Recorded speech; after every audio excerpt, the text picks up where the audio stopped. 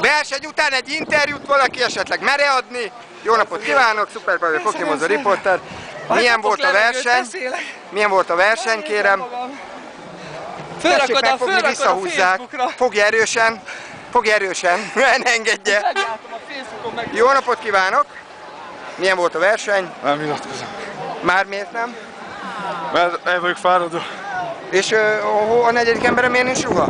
Mert úgy volt, hogy hárman leszünk. Ja, értem. Értem. Jó, akkor kérem köszönjön, ne? Ahogy.